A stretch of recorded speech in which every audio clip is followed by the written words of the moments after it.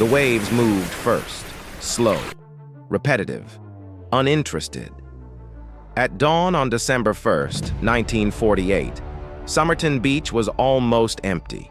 The air was cold, the sand was undisturbed. The city behind it was still waking up. That's when someone noticed the man.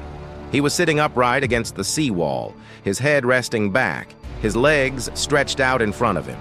He was well-dressed, shoes polished, suit pressed, tie neatly arranged. At first glance, he looked like someone enjoying the morning air, someone resting, but he was too still. No movement, no reaction to the cold, no sign of breathing. When police arrived, they found nothing violent about the scene. No blood, no overturned sand, no marks of a struggle. The man looked as if he had simply sat down and never stood back up. He carried no wallet, no identification, no papers, no keys. And then investigators noticed something deeply unsettling. Every label had been removed from his clothing. The jacket, the trousers, the shirt, even the tie. They weren't torn, they weren't worn away, they had been cut out. Someone had deliberately erased his identity. The body was taken to the Adelaide morgue.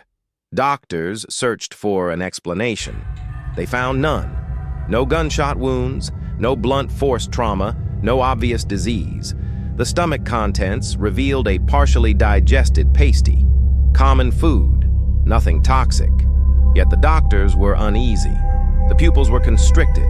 The spleen was enlarged. Internal bleeding was present in places where it shouldn't have been. These were classic signs of poisoning, but no poison could be identified. In 1948, toxicology was limited.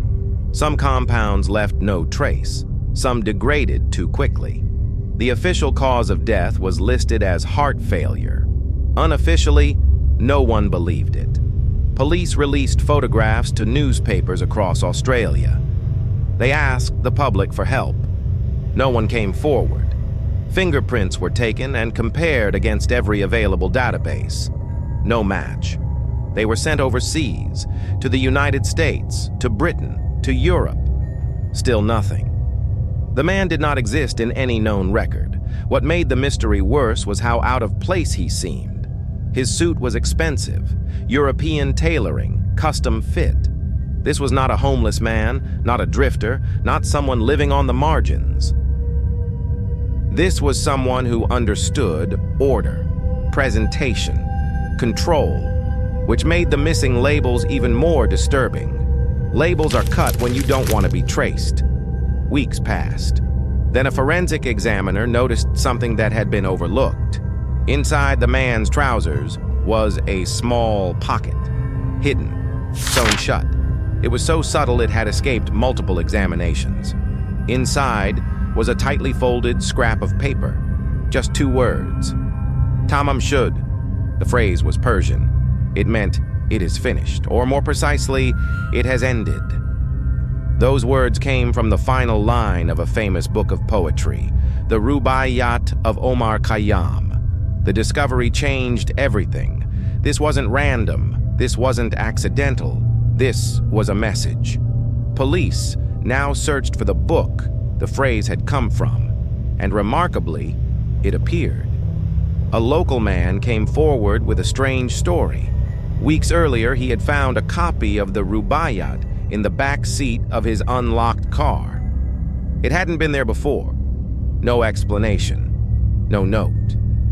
Inside the book, police found something else. A code.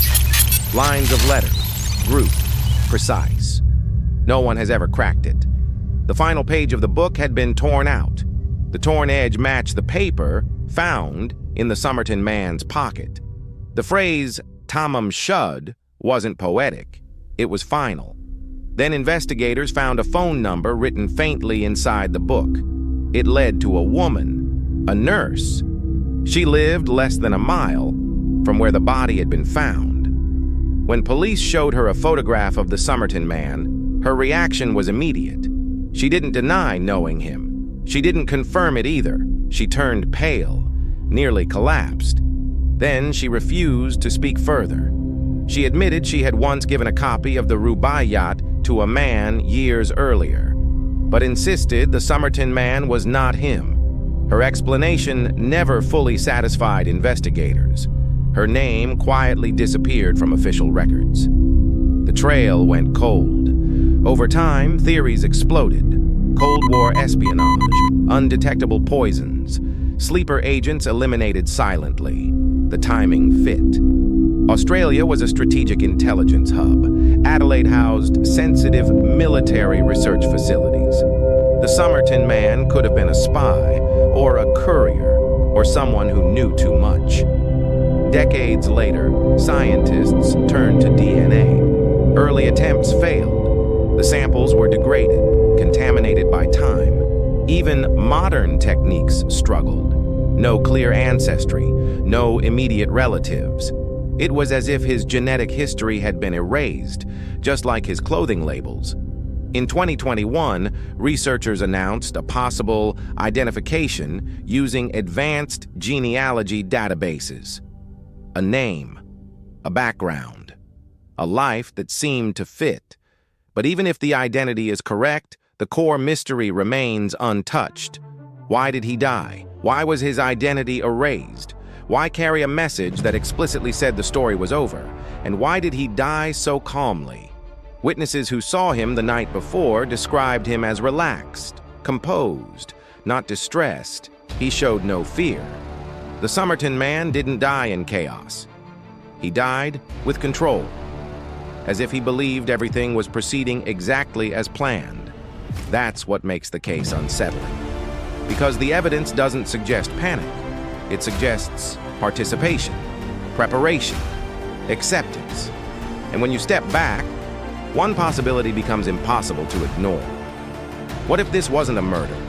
What if it was an experiment, a protocol, a planned event, timed, measured, engineered? The words Tamám Shud may not have been a farewell. They may have been confirmation that whatever needed to be done was done. The Somerton man remains one of the most disturbing mysteries ever recorded. Not because we don't know his name, but because we don't know his purpose. And sometimes, the most frightening stories aren't about how someone died. They're about why they were willing to.